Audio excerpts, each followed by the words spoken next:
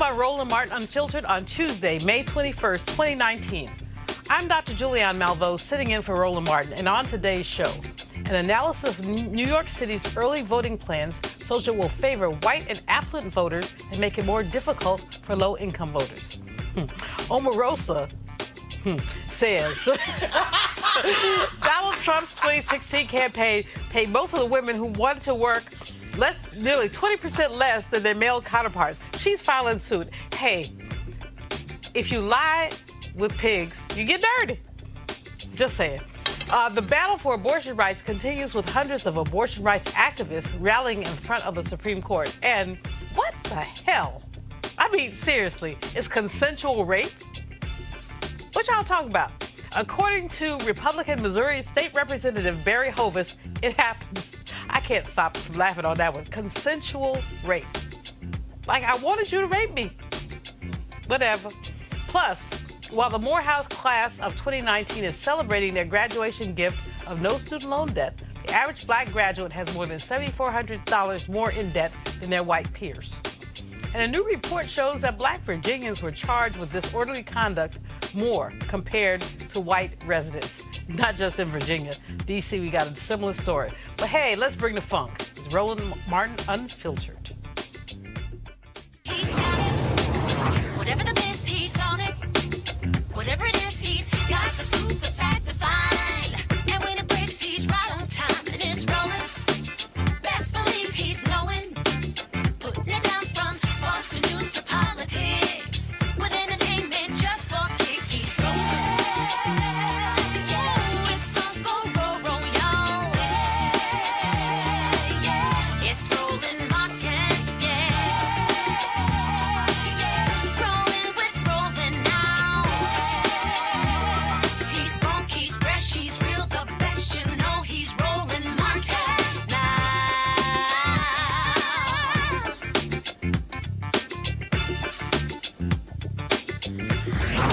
Martin. The New York Civil Liberties Union, Common Cause New York, and the Lawyers Committee for Civil Rights Under Law sent a letter this week to the New York City Board of Elections, saying their plans for early voting favors the rich and affluent and puts undue burden on the city's low-income voters. Voters in predominantly white Richmond County, home to Staten Island, will have substantially greater access to polling locations than any other county in the 5 boroughs.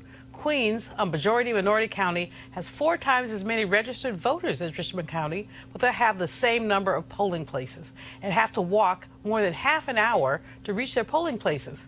Joining me to talk about this disparity is John Greenbaum, Chief Counsel and Senior Deputy Director for the Lawyers Committee for Civil Rights Under Law. Welcome to Roland Martin Unfiltered, John. Glad to have you. Thanks for having me on, Julianne. So tell me about this study. Tell me why you have this disparity. Well, we don't know the why. Okay. But one of the things that we wanted to do when we first heard about the fact, first of all, there are not enough early voting sites. When you think about the fact that the city of New York has more than 5 million registered voters and that there are only 38 early voting sites, that's simply not enough. And even the law says you're supposed to have, for every 50,000 voters, one early voting site. In New York has well over 100,000 voters per early voting site, close to 150,000 voters per early voting site. So not enough sites. And then the distribution of sites, as you quoted from part of our letter, is inequitable. It was a big move for the state of New York to move to early voting. It became the 39th state to do that this year, and it's been long overdue. And minority voters, particularly African-American voters, we see prefer to vote early and in person. We did a study a number of years ago in Cleveland in the 2008 presidential election, and black voters voted early at a rate of 26 times that of white voters in Cuyahoga County, where Cleveland is, in the 2008 presidential election. So there are problems with this plan that the New York City Board of Elections has trotted out, and there's time to fix it. And so we want them to fix it in time for the elections this fall. So give me a timeline. They've said that they've set up these polling places. They didn't even release them. They read them, counting on journalists to transcribe them as opposed to releasing a list. But when can this be changed? Who gets to change it? Is it Mayor de Blasio? Is it someone else? How does this get fixed? Well, in the first instance, again, it's the New York City Board of Elections that can fix this. There's time to do it. There's still months left before the election this fall, and it's their job to fix it. And we've raised these issues with them. We've asked them for information, sort of to provide backup, and also to give them an opportunity to add more sites and to allocate the sites in a way that's fair and equitable. How much power do y'all have in this? I mean, you said you've asked the question, but who enforces? Well, it starts with the New York City Board of Elections, and if they don't remediate it, we have options available to us, including litigation. And that's something that we would definitely consider if what the board does in the end is not gonna give voters what they need. So the early voting for the primary in New York is when? It's going to be this fall. Okay, so this is challenging. You have 3 or 4 months. What you gonna do? Well, this can be done. I mean, we're going to give the board the first shot at fixing this. We've raised these issues, and of course, we're not the only ones that have raised these issues, but we formalized it in a letter. We provided some details. We're willing to work with them, and we'll see what the reaction is. And as I said, if the reaction is something less than what voters need, then we'll look at other options, including litigation. And we are certainly not afraid to sue the New York Board of Elections. We've done it before. Okay, John Greenbaum, thank you so much for being with us. We appreciate that. We appreciate your work. And joining me now on our panel is Cleo Monago. He is a social political analyst and activist. We have Malik Abdul, Vice President of the Black Conservative Confederation. Okay, and we have Kelly Bethea, communications strategist. Okay, I'm not trying to give him shade, but I always give him shade. What can I say? So, Cleo, you heard about this. This is a pattern. It's consistent with what's been happening with voter suppression at some level. What do you say? I'm glad Mr. Greenbaum and his team are going to address it, but the question I have is, why was it broke? I think it's important to unpack these situations that, particularly in this day and age, do not seem to be coincidences. What happened? Why are we playing catch up when there's been an issue like this that's been a problem for some time? So I want to know what broke it and what occurred, because you cannot fix something on a permanent basis if you don't realize what led to it in the first place. It can default back into the same situation. So Exactly. that's my concern. Believe your people are the ones who are doing this voter suppression. Your people. What happened? What city did this happen in again? It did happen in, but I'm just saying, your people have been consistently. Let me have your thought. Let me not diss you. Let me just have your thought. And y'all's people, New York City, the bastion of liberalism, this is something that is happening in New York City. Just as I said, whether it's happening in a conservative state or in this case, New York City, you know, these things shouldn't happen. You know, what the guy was, the previous... John Greenbaum. John yes. Greenbaum, yes. What he was talking about as far as just the availability of polling places and things like that, you know, these things should be bipartisan. There should be, you know, no political leanings when we're talking about people having access. But it's beyond bipartisan. It also should be absent of class. I mean, this absolutely. is clearly, I mean, Yeah. Staten Island, Queens, Yeah. white people, Manhattan, Bronx, black people, brown people. So when you have the same number of polling places in a place where you have Smaller. fewer people than this other place, you're sure to say, I'm going to make it easier for you and more difficult for you. Yeah, it's hard to say that there's any equity in that. You know, it's hard to even defend it, you know, at all. So I commend you for not defending it. Kelly. No, I agree with my panelists here.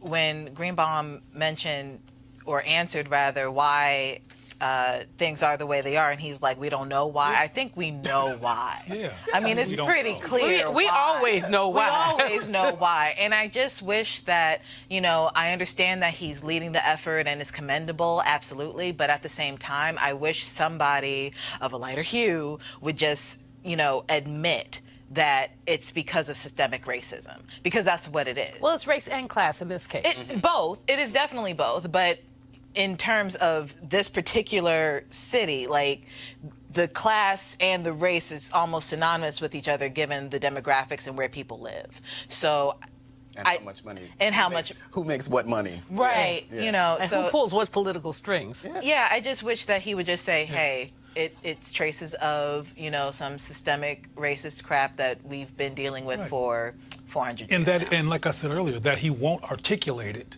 creates the environment where it could happen again because Exactly. no one's being concrete Exactly. about this is the problem right here that we must remedy and prevent so this won't happen again. Oh, I don't know. Well, I don't know, Lisa. I don't know outcomes. Right. You always got it. Now, I'm going to try not to crack up as I read this prompter copy. The Trump campaign paid women, employees, You know what? nearly 20% less than their male counterparts. I'm trying to be Roland and just like, this is some funny spit. I said spit, y'all. I didn't curse on the air. According to a court filing this week, the filing is part of a federal lawsuit by Alva Johnson, a black woman who worked on Trump's campaign, claims that he kissed her without consent. Well, since he grabs. Kissing is like minimal. At a campaign rally in August of 2016. Okay. Johnson is alleging gender and race discrimination in her lawsuit. Omarosa Manigault Newman, who worked on Trump's campaign as director of African American outreach, has submitted a declaration in Johnson's case backing her effort. Okay, did I do okay with that? You did as best as you could. I commend you. Cleo, my brother, help me out with this. Well, I might get on your nerves when I say that I'm not one of these Omarosa haters. Well, me neither. I just find her amusing. I think Omarosa, just like I think this is true for this brother here, cares about black people and has a whole other approach to dealing with the issue that I couldn't stomach personally, but I often can't stomach the Democratic Party also, so let me make that clear. But I think that these people were trying to do what they thought was going to be helpful to black people inside of that place and learn the hard way that it wasn't going to work. So now they're trying to sue where they see inequity. But okay, when you lay with dogs, you rise with fleas. That's what my grandma Right, would but always say. there's- So the man was a genital grabber. He was a serial whatever, in addition to being a 10,000 liar. And you expected him to act like he had good sense for you? I mean, not necessarily good sense, but certainly some sense of decorum, especially when you're running for president of the United States. Sense of decorum, I Kelly? didn't say that I believe this. I'm just going from... Sense of decorum? Decorum is relative. Trump's strategy worked. I don't know what y'all talking about. He's the That's what I'm president. saying. So It it's just, did work. His yeah. strategy worked. Now, so Omarosa's involvement in the lawsuit, I don't know her personally. I never met her at all. If there's an issue, I think we've heard something like this with the Hillary Clinton campaign and maybe even the Bernie Sanders campaign as the pay gap between what men and women. Okay. So this is not anything new. I do know that Omarosa left the White House as one of the highest paid staffers at about $179,000 a year. Making the same amount as many white men were making. All Because of that the was white- like the- what, yeah. John Bolton, Sarah Sanders, Hope. Because that's the cap salary there. Yes, Actually, we're for- talking about before Yeah, we're he talking- Yeah, got before- in. She was before. she Yeah. was making, I think she said $7,000 a month, and there was a white guy who was making $11,000 a month. and Yeah, so that was so- the gap. But Is I don't that- think that I don't know if that that may be true. But these type of things, as far as pay gaps on campaigns, this is not a new story. No. So No. So your point is that Trump ain't the only bad guy, right? Oh yeah, if he's a bad guy at all, because I think the Hillary Well, Clinton he's a bad campaign, guy. they explained. Wait a minute, if he's a bad guy at all. Well, no, you're absolutely. Pay discrimination is not has no partisan face. Pay discrimination, when you look at the aggregate data, 80% women make about 80% of what men make aggregatively. And when we look at even MBAs coming out of grad school, with their offers, you're getting between a 10 and 20% differential. Wow. Same qualifications, went to the same schools, but part of it is that women don't bargain. Men get an offer, they say, is that all? They say, give me more. And if they really want, women say, oh, I'm going to Disneyland. Get happy. Well, I'm not sure that analysis is relevant to most black men or a lot of black men. This is coming from interviews and experience. Some black men are very glad to be there in corporate whatever and get ulcers and all kinds of stuff from tolerating the racist BS, including not getting raises and not getting like all the black people work at CNN, for example, they still sweeping. You know, they have never made it to the top of the Caucasian News Network, CNN. The Caucasian News Network. You know, I don't know if it's anyway, I think I made my point. I think you made your point. And I think you're absolutely right. I think that people who think they have power feel like they have power to negotiate. That would be basically white men. I think that white women, black men, other people of color do not necessarily feel that they have the power to negotiate. They just happen to be there. And so you get an offer, so they long take it. for us to get there. Right. You know, you have to fight, and you basically have to negotiate just to get to the table. And then once you actually get to the table and get the contract or whatever, I mean, there could be like a level of mental exhaustion there. You know, just That's a really good point. you know, like I've been in plenty of situations where it's like you have to fight just to be heard, and then you finally get heard and they agree with you, and you have the opportunity to bargain and negotiate and stuff, but it's like the adrenaline's gone. And I will say it would have been great, and of course, you know, you can't turn back time, but it would have been great to hear Omarosa, as she was going around the country campaigning about the greatness of Donald Trump, to talk about those things. Can I roll my neck, please? Well, that wouldn't work. That would have been that would have created a schism. I mean, she couldn't have made it to the White House if she said that. Well, that's my point. But I want to say, from my observation, that I think, since we keep talking about gender and power and audacity, I think that there's And caucasity. caucasity, if you will. I think there's more white women who are willing to bargain than black men. Well, of course. Yeah, I think you're probably right. I remember, you know, I'm old, so I remember back in the day there was a cover of Black Enterprise in the 80s. It had a white woman and a black man arm wrestling. And my point was, where the black woman? Probably laying on the ground somewhere because she wasn't even being considered. And when you look at wages, white men at the top, white women, black men, almost equivalent, and then black women at the bottom. So white women are the mothers, daughters, sisters, and wives of the white men who are in charge. Exactly. And they therefore are empowered. African American men, when they're able to make that testosterone connection, when they're able, which is not always, are able to do something, but many are not.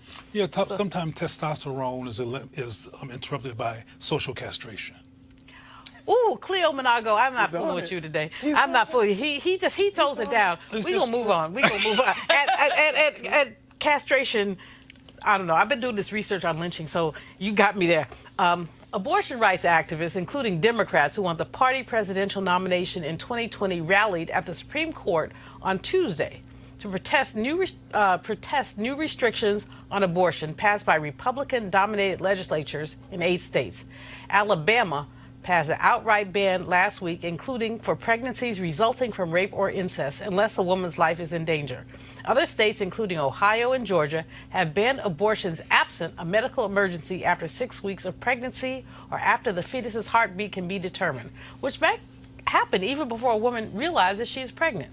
And Democratic Louisiana Governor John Edwards has signaled his support for an anti-abortion bill that will ban the procedure after 6 weeks. Here's what some of the folks at the rally had to say. This is a day in America where we must understand there can be no neutrality. Do you stand with freedom or do you stand with tyranny? Do you stand with self-determination or do you stand with the kind of laws that take away liberty, that take away freedom, that take away your own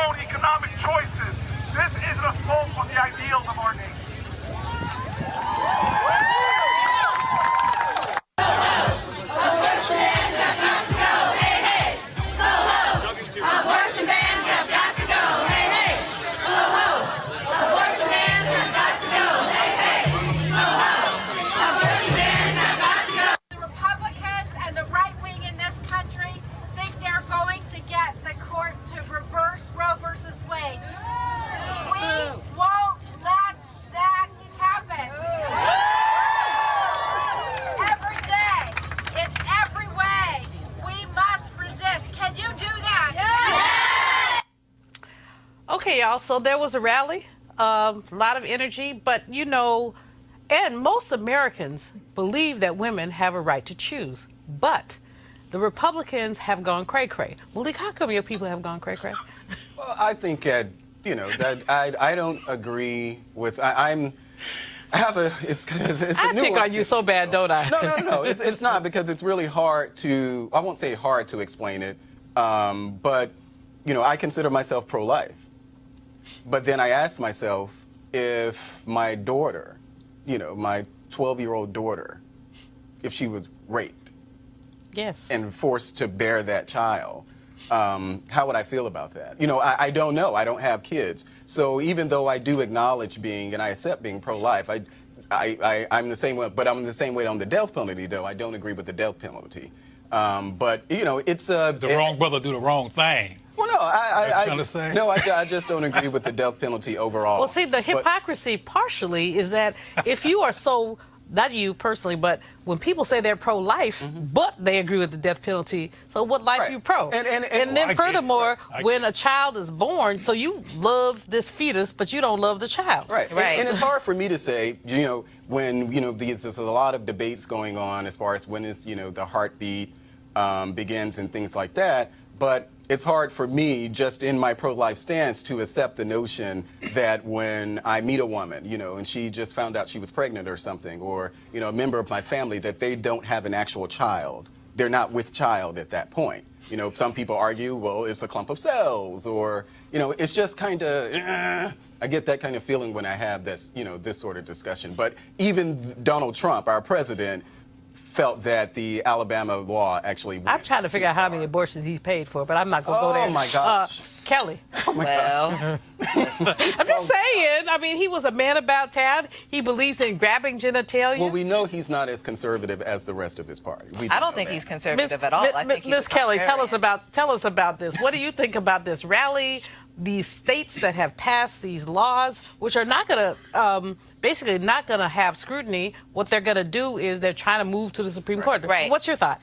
I think that even though I respect Malik and other men's view on this subject, it's not about them, because this is my body. Yes. If I decide that I don't want to have a child, that is my decision. And yes, it takes two to create a kid. Yes, you had some contribution there. But I was telling a friend this earlier this weekend. I said, think of me as a house, and all you did was give me a crayon for an art project. Ooh. But you want my art project, even though I don't want my art project, and it's in my house. You're telling me I can't throw out my stuff in my house because you gave me a crayon. Ooh, Cleo. Well, even though, and I respect your perspective in terms of men influencing whatever you do with your body, period, the Alabama governor's a woman. And that makes it even dicier. And she is a woman who, from my perspective, is pro-life in terms of all life that's white. Well, she's pro-life, but not pro-health. Right. Medicare, pro-food. Right. But she is pro, from my perspective, the survival of the white race. And as I said others before, there was a period in time where the people were blowing away doctors at abortion clinics, but they weren't blowing away none of the doctors in the black community. All those doctors who were killed were in white communities and putting white children at risk for being killed based on their rhetoric. So I want to be real clear about, because we already talked about white women earlier in terms of their involvement Their caucasity. in this whole, the caucasity. Caucasity. And I just want to bring that in there, because this is not always, particularly when it comes to white supremacist aims, divided based on gender. Right. It's divided based on race, and it's divided based on race survival, and the reason that they're supportive of abortion, not supportive of abortion, and some of them have killed abortion doctors because they feel like they were interfering with the reproduction of white folks. No, and I definitely agree with that. I definitely feel like it's a combination of both race and gender, especially in Alabama, given the fact that the governor is a woman. But at the same time, it's one of those situations where if this if this law actually does come to pass, like it's actually going to be enforced. I don't think it's going to be enforced. I think this is very academic conversation because it can't go anywhere because right now it's unconstitutional. But let's just say it does work. It's not going to benefit the white race because who is actually going to be getting them? You know, No, but what it's going to rational do at the end of the and day, logical. the challenge to me from an economic perspective is that this is a tax on poor people, Right. especially poor black people. So a white girl who is raped, white woman who is raped, can get on an airplane and come to New York, D.C., Illinois, wherever you have. Right, they will find a way. But a sister, even now, the number of clinics in Alabama, Mississippi, Louisiana, people have to drive a day to get to a clinic. And some of these places have imposed rules that say you have to wait 24 hours. So Yep. that means now you have to add a hotel stay. And so it's a tax on, and I wonder, Cleo, I wonder if there's something that allows folks that the behind this is not about the survival of the white race, but the re-enslavement of the black race. Because when someone who is unwanted comes into this world, it's going to be drama. They will likely 50-50 be incarcerated. What happens with incarceration? You basically end up with a unpaid labor force allowed to make. It's just my crazy brain working. But you tell me. Well, no, I think your crazy brain sometimes works like my crazy brain. I think your crazy brain is brilliant, personally. But anyway, white supremacy aims, the myth of it, it's not a perfect science. It's never been implemented in ways that was flawless, but they do try. That's one of the reasons why Donald Trump is president. It's one of those attempts to get what they want. So you're right in terms of how it affects black people and how it's going to negatively affect white people. But as we already know, there's some people who are so broke they couldn't afford their front teeth who voted for Donald Trump. And who still support Donald Trump because it goes back again. As a matter of fact, I saw an article recently that mentioned that there was people in that crew who preferred status over money. The status of the myth of white supremacy and being over everybody else in terms of superiority than being able to eat. That fractured ego issue is very, very significant here. There's a book out now called Dying from Whiteness, where it's white folks who would prefer to die than have us have health insurance. Well, I just want to say that there are a lot of poor people with no teeth in their mouth who vote Democrat and have been doing so for years. So just wanted to make that clarification. That was a very specious point. Well, I'm just saying, It because is. if we're talking about It is. specific policies, then we can look at the policies in many of our cities, many of our inner cities, where there's poverty, poor education, crime, But let's and not- all of these things, and they continue to vote Democrat. Let's So not it's miss, not. let's not miss the point that's being diverted. No, I No, get but that he's going to point. miss the point because he missed his point. Kelly. That's not. Kelly. I mean, I think I pretty much made my point earlier. Because, again, one, it's an academic conversation because I don't think that it's actually going to be enforced the way it wants to be enforced before it hits the Supreme Court. Except for the fact that we've got clinks in the armor. With now you got to come from Alabama, you got to come from Missouri, you got to come from all these places. Right. So really, the effort is to get it to the Supreme Court. No, absolutely. It's Right. going to get there, but Right. for It may right get now. there. It may not even And it make may it not. past the Appeals courts may say. But Right. yeah, but I do want to say that, I don't think we are ever going to find, just full agreement on the matter at all, especially with men and women. But for me personally, if something is mine, it's hard for me to accept that someone tells me that, just because, I'm the one who's carrying it, so I don't have the same level of input as to what Well, no, happens you to don't. the child. It just- You know what? Yeah. Yeah. Here's the bottom line, y'all. If you don't like abortion, don't have one. That's the end of the day for me. If you don't like, I don't understand why people get into other people's Kool-Aid like that. If you Because don't like they want abortion, the don't Kool-Aid to have be one. white. Dr. Malvo. Well, first of all, that I don't sounds know like about milk. that. They want That's white just Kool-Aid. weird. That's I why think they that get sounds like into people's milk, Kool-Aid. white Kool-Aid. No, I said getting into people's Kool-Aid. No, he said the Kool-Aid. He said White. something. All right, y'all. Don't. All right, we're going to move on. We're just going to move on. So, Republican Missouri State Representative Barry Hovis used the term consensual rape when arguing in favor of a proposal that would ban abortions in the state after 8 weeks of pregnancy, even in cases of incest or rape. Later, he apologized, but you have to wonder, what was this fool thinking? Let's see the video. by having this point not start until 8 weeks.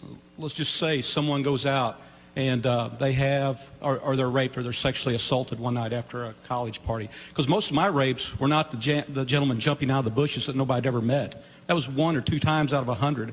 Most of them were date rapes or consensual rapes, which were all terrible. But I'd sat in court when juries would struggle with those type of situations where it was a he said, she said, and they would find the person not guilty. Unfortunate if it really happened, but I had no control over that because it was a judge or a jury making those decisions. But let's just say someone is sexually assaulted. They have 8 weeks to make a decision. I've never really studied it, but I've heard of the morning after pill, where if someone feels that they've been sexually assaulted, they could go do that. Gives them ample time in that 8 weeks to make those exclusions, which I may not be comfortable with, but it does give those people that exclusion. I have to, and I wasn't going to speak on this because honestly, as a person, I am personally pro-life.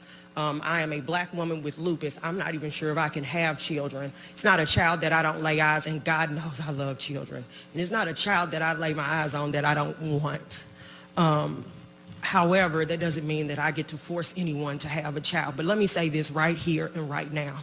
There is no such thing as consensual rape. You go, my sister. You know what? This is like, this man is a hot monkey fool. Just a hot monkey fool.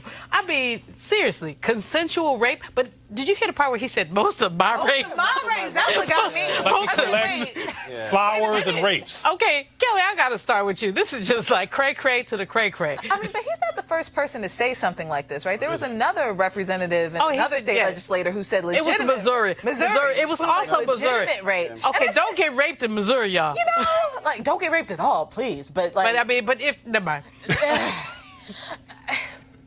I just feel like I wish people would just leave women alone. Not gonna happen. You know, I know it's not going to happen, but I can still wish it. But you know, that this man would move his mouth and form his lips to say, most of my rapes. Most of my rapes. So he just told on his whole self. Clear? White supremacists are sociopaths and psychopaths. So he was just demonstrating how they think. What I hope people don't get played by is his apology. Because people apologize for CYA purposes. Y'all know what CYA means, right? Because Asians, no, I'm just kidding. It means covering your... We got it. We got it. Cover your hind parts. Cover your hind parts. CYB or HS, something. But anyway, the bottom line is that what these people say, like I think James Baldwin said, or someone said, don't watch what they do, watch what they say. Or watch what they say. One of them's cliches. Bottom line is that the man expressed this, and I'm glad the sister corrected him, but he said what he felt. And there's other people who feel that way. Well, his men. His apology wasn't even a real apology. He said he meant to say, quote, date rape or consensual or rape, rather than consensual rape. He shouldn't even say that. But he said, it's my apology if I didn't say or enunciate the word or. I said, that doesn't help you. That doesn't help you at all. Malik, come on. We've been here before.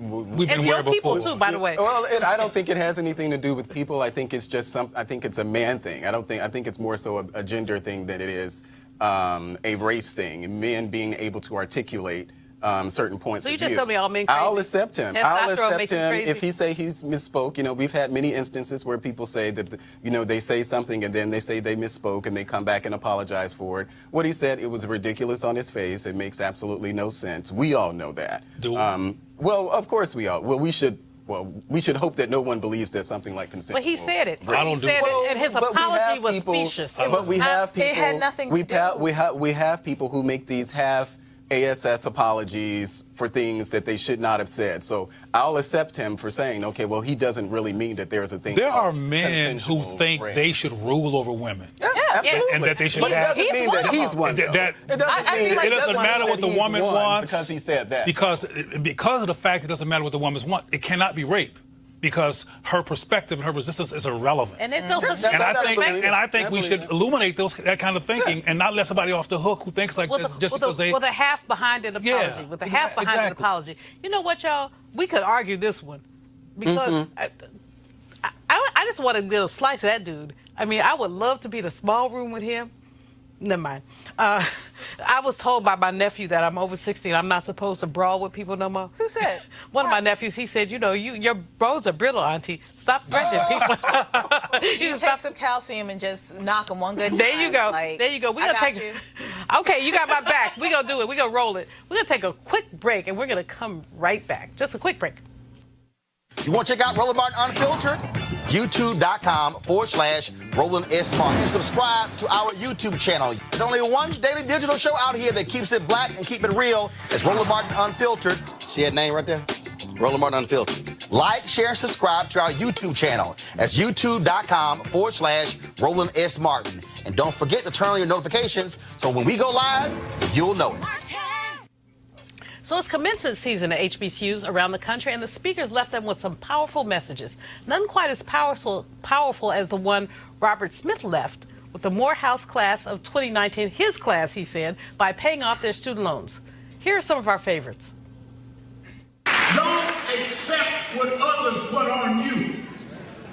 Project what is in you to be and live up to the dreams in your head about who you can be. You wouldn't have a dream if it was not possible for you to make it come true. As graduates moving ahead to the next phase of your lives, each of you can embrace values that inspire you while you pursue your own dreams. Some of you will shift to the workforce and some into graduate school, some to embark on great adventures and some to pursue entrepreneurial ambitions. In whatever comes next, you can choose to adopt a community spirit, principles of public service, and a down-home ethic of empathy for others. It is important to always remember that the world is yours, not just to inhabit, but also to shape and craft and develop and mold into a better place for yourselves. Spelman College class of 2019, as women who have made the choice to change the world, know that when you use your voice, there will be many who will try and silence you because they refuse to see you. They will try and silence you because they are in disbelief of the power within you. They will try and silence you because they are afraid of you. They will try and silence you simply because they do not value or understand you. In response, use your curiosity to seek the truth and your intellect to dissect the difficult. Use your strength to dismantle systems of oppression and your inner beauty to attract goodwill. Use your courage to battle injustice and your voices to speak truth to power. These young people are moving into their future at a time when the student loan crisis has risen to the forefront of the national conversation. Democratic presidential candidates have been placing affordable college front and center in their campaigns. Americans currently owe almost $1.6 trillion in student loan debt, more than auto loans or credit card debt. An average African-American graduate has $7,400 more in debt than their white peers, and the debt continues for years after they graduate. Joining me to talk about the issue is Dr. Lawrence Potter. He is the Chief Academic Officer and Provost at the University of the District of Columbia. Welcome, Dr. Potter. Thank you for having me, Dr. Malvo. So you saw your commencement, and we had a wonderful time there with Dr. Maxine and Dr. Reverend Jackson, 42 times Dr. Reverend Jesse Lewis Jackson. They both gave a charge to young people, but this debt issue is an issue that isn't going to go away. What's your perspective? Well, I think we have to fully understand that, number one, African Americans are not born with intergenerational wealth. And so the very act of a Robert Smith paying off the debt for African Americans in the 21st century is not simply paying it forward, he is simply honoring the cause. If you look at most of the institutions in this country, it's quite pricey. And when you compare public versus private education, right here in the university, in the city of of the District of Columbia, there's only one public institution. And when you think about the founding of this particular district and the opportunities to access, it's very clear to me in the 21st century that if we're going to level the playing field, if equity is going to be part of the manifesto, then people are going to have to step up. And that's just what Robert Smith did. He stepped up to the plate to honor the cause. But even if a dozen Robert Smiths stepped up, that $1.6 trillion in student loan debt, they can't chip away at. What should happen from a public policy perspective to get rid of this debt? So I think that there are a couple of things. We need to really think about how we view higher education in terms of a 21st century model, right? It was not designed for us. And so when you consider the shifting demographics, when we talk about parity, higher ed for me means that we're going to have to think about multiple kinds of ways in which students have access to achieve their career ideas or their career goals. And the reality is that that doesn't always equate to a baccalaureate degree. There are credentials. We can do stackable credentials. Individuals in today's world are able to make a whole lot of meaning out of life with passion in a job. And so it's not just about being a doctor or an attorney, but it's really about rethinking higher ed and putting the offerings out there and creating opportunities for young people to be able to amass what it is that they think that they want to do. One of the things about UDC that's exciting is that it is a public institution, so students are not taking out the same kind of debt that they might take out at a Howard or a more, at our private institutions. You also have several paths to success. Talk a little bit about that. Sure. There are three doors of entry at the University of the District of Columbia. We have workforce development, we have our community college, which is a branch campus of the main campus, and then of course we have the traditional aged undergraduate programs that lead through a master's and a doctoral degrees. The reality is that our workforce development or lifelong learning programs are free to residents of the district. So we are subsidizing that. And those programs are continuing education units. It allows individuals to kind of off-ramp, on-ramp, to continue to better themselves in their career paths. At our two-year college, we do a whole lot of things with respect to pathways into four-year degrees. So an associate's in nursing, or there may be a general education degree in STEM that leads to biology or chemistry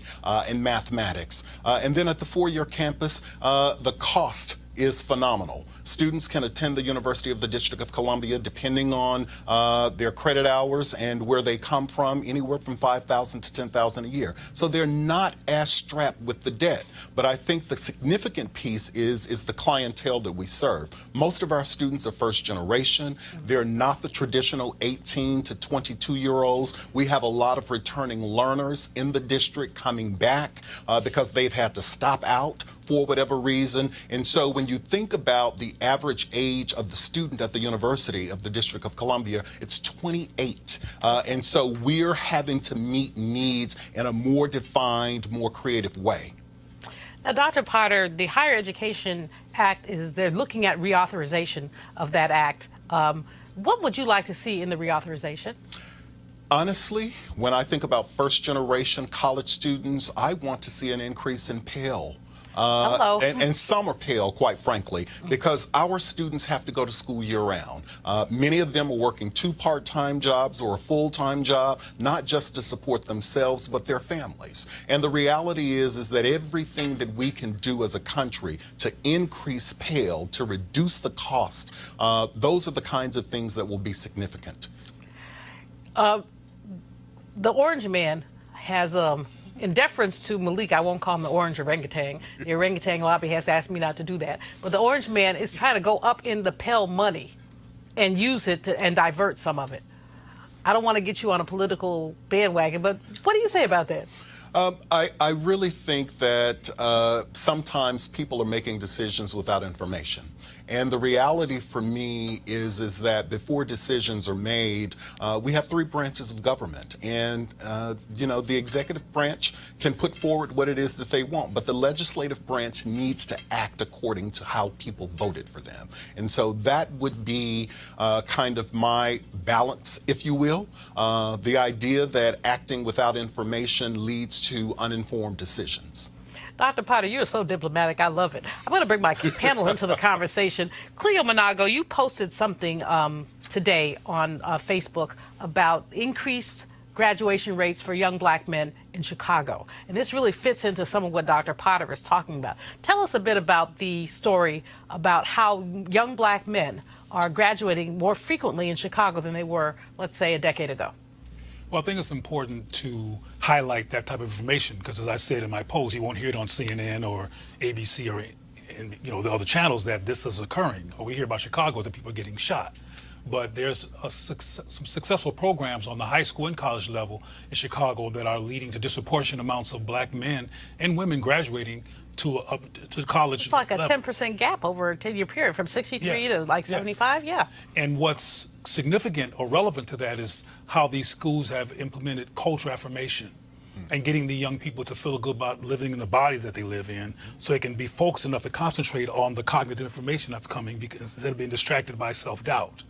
And I was wondering while you were speaking, here in D.C., do you have programs that address organic intelligence and cultural affirmation and those kinds of elements to help keep our people connected to academics? So I would say, having been on the job for 90 days, there are whole 90 days. A whole 90 days. Yeah. But to answer your question, I think that we find cultural affirmation not only in the classroom but outside of the classroom. Absolutely. Right? Students spend only about 30% of their time in a college education in the classroom. It's about what are we doing outside of the classroom? What are those wraparound services? And fortunately, the University of the District of Columbia we're responding in a proactive way, right? We are creating the spaces for commuter students to be able to sit in the library and study so that they don't have to detach themselves from the campus to go home. We are also looking at, how do you build in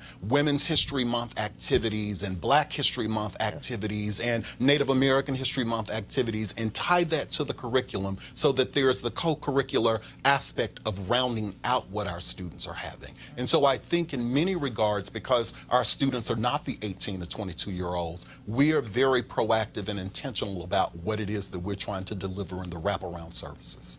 Kelly, Dr. Potter just talked about Women's History Month, and there's some real challenges that women are having in terms of matriculating in higher education, especially single moms, women who have other kinds of challenges. One of the challenges I found when I was president at Bennett is that how do you provide childcare for students? What's your perspective? You've been so passionate in talking about women's issues, so tell me your perspective on how, with all this financial aid trauma, women can matriculate and, frankly, thrive. I think that the approach that Dr. Potter is taking from a holistic perspective is absolutely brilliant because you have to take in consideration exactly what your students need. And if a large body of your student population is women, what do women need? You need childcare. You need access to feminine products in the restroom. You need adequate feminine products in the restroom. You need education on sexual ed. I know that with UDC, the age is a lot higher in terms of the average age, so I'm sure they know. But like just traditional schooling, some of these kids are coming in from, who knows where. They didn't Young have people, they don't like to be called kids. You're a kid. They do not like to be called kids. You're a baby. Young adults, I apologize. But at the same time, nevertheless, even though they did just come through K through 12, a lot of them don't know about their own bodies yet. And this is actually the prime time that they're about to go explore them. So having the resources to feel safe enough to ask those questions to somebody who knows what they're talking about, that's definitely something that women could benefit from. I would also encourage, self-care techniques. I know a lot of young women who were in undergrad, at least when I was there, dealt with depression, dealt with, some really traumatic things, including rape and molestation and things like that. Having a safe space to talk about those things on top of, more curricula about women, that's definitely something that could be taken into consideration. Well, one of the things UDC does, I'm a member of the UDC family through my television program, Malvote, exclamation point, because whenever you see me, there is an exclamation point. True. But in any case, one of the things that UDC does is there's a Center for Diversity and Inclusion that really does, a young sister, Trinice McNally, really has done a lot of really great work in providing those kind of services. Now, Malik, you and Dr. Potter are homeboys. Yes. So Mississippi, even went to college together in Alabama. Well, I have to say, just right off the bat, that we are so proud of you. Well, thank you. We are so proud of you.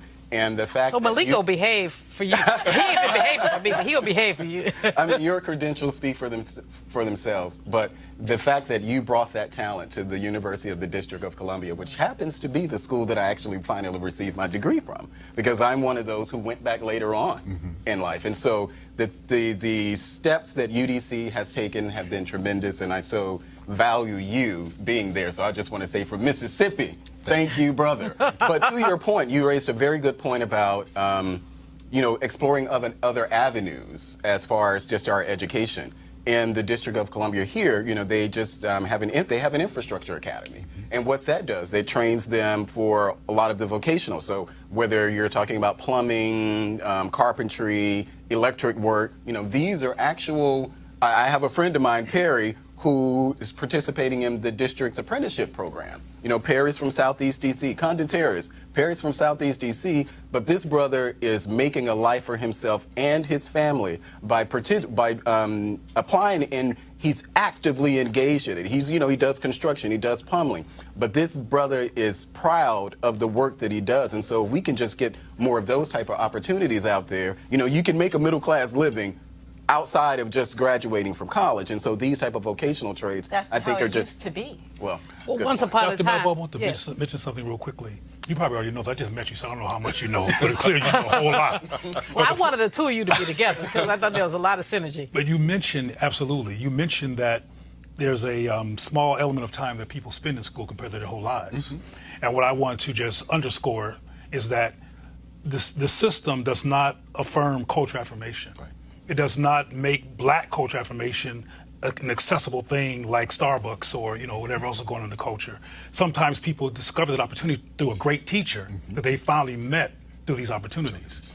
And I think it's important to give students the equipment to be able to have critical analysis outside of school as a way of life, particularly as black people in a white supremacist biased society, so they can thrive and navigate through here and still have their skin. Literally and racially. And Dr. Potter, we're gonna. Did that make any sense? Yeah. It made a lot. It made enormous sense, and I want to roll it back to have you comment both on what Cleo said and to bring us back to the student loan issue. Right. Because when you talked about Perry, I don't know how much loan debt Perry had to take, if he had to take any. So, Dr. Potter, both cultural affirmation and financial ability. How do you, as the chief academic officer at the University of the District of Columbia, put these things together? And what and what would you tell our viewers about what they must do to ensure that things can get better? So on the issue of cultural affirmation, I have to issue the disclaimer that they're not just going to get it in higher ed. It's got to start at home. Well, it's got to start at home. Not even in the K through 12. It's got to start at home. And if I didn't learn anything as a kid, I was taught you need to read, and if we couldn't afford certain kinds of privileged programs, we went to the free programs at the library because you could go there and get a book. And my grandmother would always say, if you want to hide something from a put it in a book because we don't read. But that's just not the truth. I hate that adage because I hate that adage because you know, 1836 North Carolina law, to teach a slave to read, is to incite dissatisfaction to the detriment of the general population. Absolutely. A white person who taught a black person to read could be fined up to $200 in 1836, which was a goo-gob's worth of money. A black person could be flogged or jailed for teaching another black person. Yes, it's, you know, people were blinded because they learned how to read. So that, I don't know where we got that from. We probably got it clear from white people. Probably. Yeah, anyway, continue, Dr. Potter. I'm sorry. I think it's also important to understand that whatever enrichment programs that the churches are providing, that the community-based organizations are providing, public-private partnerships are absolutely essential. And you really have to pull organizations in that look like you, who think like you, to create those partnerships. Because if you are trying to fleet to the suburbs and find that, it's going to be very kind of disconnected. And so the reality for me is that it's at every developmental level of the child's experience. It's the community, it's the home, it's the school, it's the social organizations that really instill cultural affirmation. Because I don't think that you're going to get it in one setting or in a particular kind of way. The other piece that we're talking about is this debt, right? And the reality is that students are making wise choices. Families are making wise choices. If you look at the demographic shifts in the U.S. today, black and brown kids are not going to the 4-year institutions first. They're going to the 2-year institutions because it's about a question of affordability. And it's also about a question of access, right? And this notion of privilege and walking away from whatever opportunities that are laying on the table, people are not willing to sell their souls up the river anymore because of a price tag. And so I would say that we really have to get back to the real issues that are being debated by some of the Democratic candidates, not all of them, but what really makes sense for college tuition or higher education in this country. And I'm not suggesting that there is a one-size-fits-all, but we really need to begin to have the serious conversations if those at the bottom are to climb. Dr. Potter, thought-provoking. Thank you very much. We're going to move on right quick. We've talked before about how young black people are punished more often and more severely than whites. A Virginia newspaper has found that more than half of the state's disorderly conduct charges were filed against black men and women. The Daily Press and Newport News reported last week that more than 2,500 disorderly conduct charges were filed by police in Virginia last year. The numbers show that Black Virginians are charged disproportionately at higher rates than prosecutors statewide are less inclined to drop the charges against blacks than whites. There was also an ACLU report that was released this week about what happens in the District of Columbia. Black people more likely to be arrested. 99% of the people arrested for gambling were black. 76% of those with noise violations were black. And we go down the list. So, Cleo, what's up with this? We know what's up with this, but what's up with this? Well, we know what's up with this. It's the same old thing. Same smell, different flavor? Yeah, but I want to take the opportunity to say something since my mouth was moving. That I was wondering, because I think this is all relevant, if parenting could become an academic science. Because I'm inspired by saying that because you said, and pardon me for going back, but it's still all relevant to me in terms of the big picture. You mentioned the importance of it starting at home, and I agree with that 100%, but I can tell you from experience and from research and from national surveys that most black children are not getting that at home. The curriculum is go to school, get a good education, go to church and get a job. That's the curriculum. Not learn to critically analyze white supremacy so you will not internalize a myth of your irrelevance because the media keeps on implying that. Okay, Brother Man, did you hear me when I say we're kind of running out of time? Okay, but we need the parents to know how to raise black children. They need to get degrees in it, I think. I agree with you, but let's have Malik say something, because, you always love your people who arrest our people. And in Virginia, they've shown it. In D.C., they've shown it. Disproportionately arrest of black people. What you got to say? Well, and I'm glad you brought up D.C. because, of course, Republicans don't run D.C. And you just had to say that, didn't you? Well, I'm just saying, these problems, when we're talking about the police department though now, right? But police departments around the nation. You know, I don't think that there is any distinction between how they police themselves here in D.C. versus Virginia or Kentucky or any of the other places. Whatever statistics or data that's out there as far as the violence on black bodies, it's not isolated to any particular city. So obviously it's something that we need to continue to address. And a lot of that is locally, but you know, whatever the federal government can do at its level, then they should continue to do that too.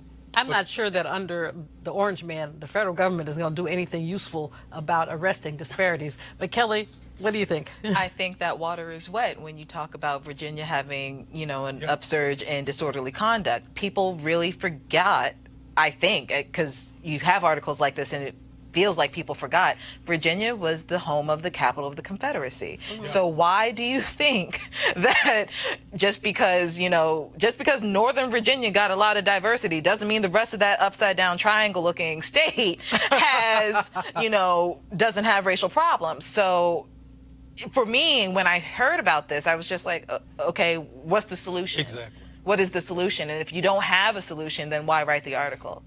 Well, they don't have solutions. I mean, you have folks. They never have solutions. The ACLU report that was released here in D.C. I interviewed the woman who wrote the report on Monday for my show on WPFW, and it was a very thorough report. But again, very thorough report. And all I said is, okay, so now you gave me numbers to what my gut was always thinking. Right.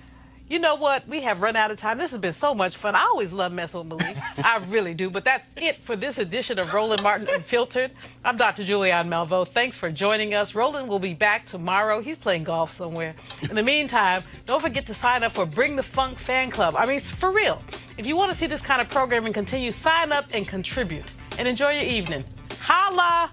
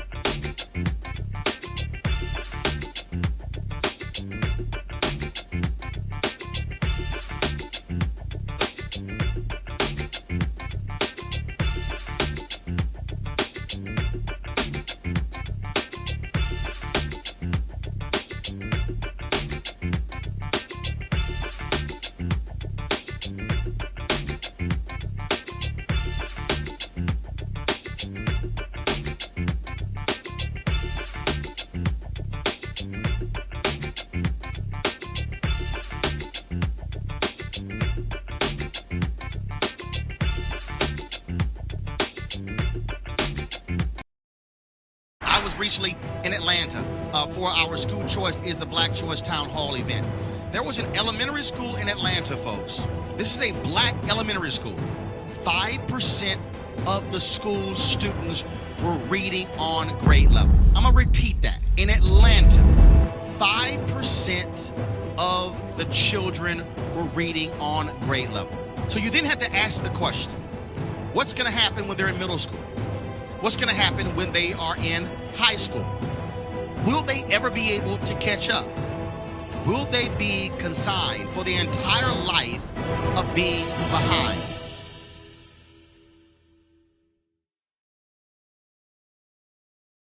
You want to check out Roland Martin Unfiltered?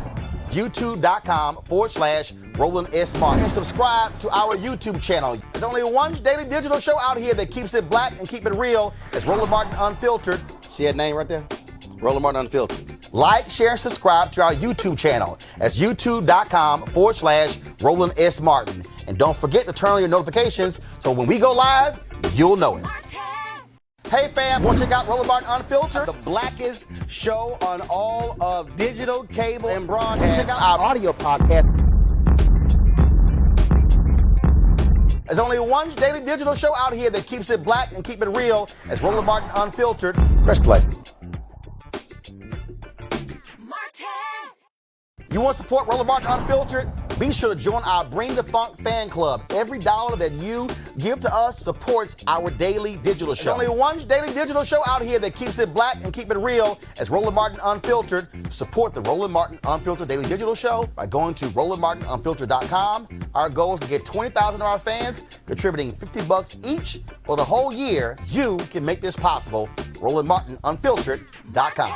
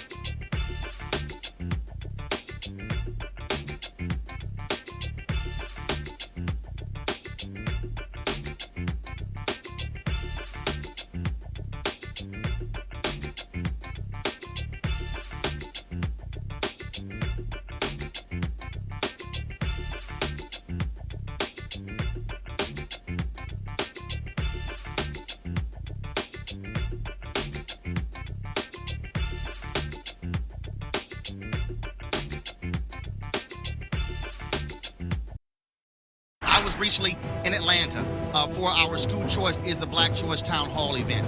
There was an elementary school in Atlanta, folks. This is a black elementary school.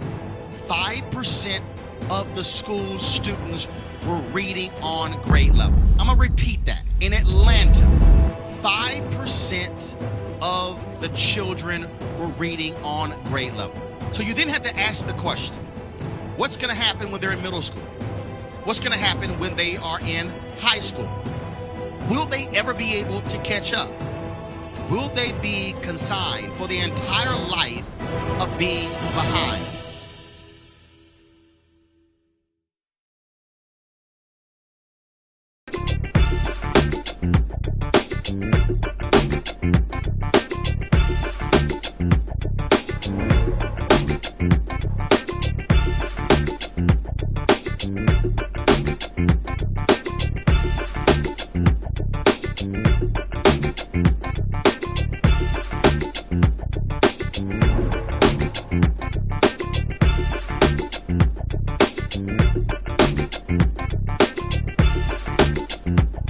You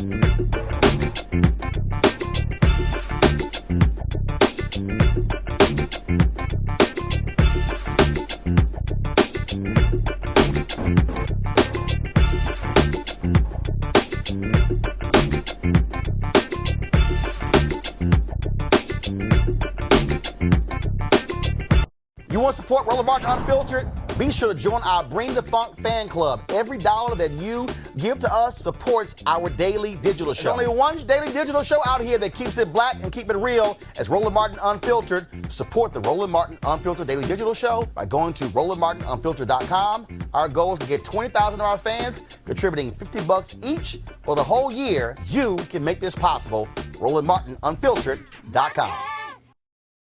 You want to check out Roland Martin Unfiltered? YouTube.com/Roland S. Martin. And subscribe to our YouTube channel. There's only one daily digital show out here that keeps it black and keep it real. It's Roland Martin Unfiltered. See that name right there? Roland Martin Unfiltered. Like, share, and subscribe to our YouTube channel. That's YouTube.com/Roland S. Martin. And don't forget to turn on your notifications so when we go live, you'll know it. Hey fam, want to check out Roland Martin Unfiltered? The blackest show on all of digital, cable, and broadcast. Check out our audio podcast. There's only one daily digital show out here that keeps it black and keep it real. It's Roland Martin Unfiltered. Press play.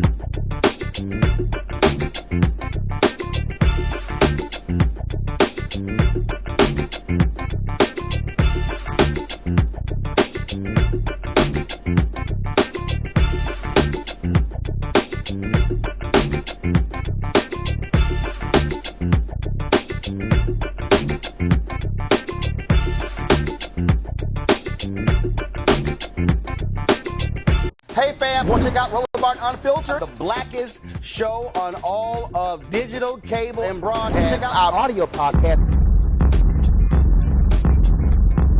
There's only one daily digital show out here that keeps it black and keep it real. It's Roland Martin Unfiltered. Press play. You want to support Roland Martin Unfiltered? Be sure to join our Bring the Funk fan club. Every dollar that you give to us supports our daily digital show. There's only one daily digital show out here that keeps it black and keep it real. It's Roland Martin Unfiltered. Support the Roland Martin Unfiltered daily digital show by going to RolandMartinUnfiltered.com. Our goal is to get 20,000 of our fans contributing $50 each for the whole year. You can make this possible. RolandMartinUnfiltered.com.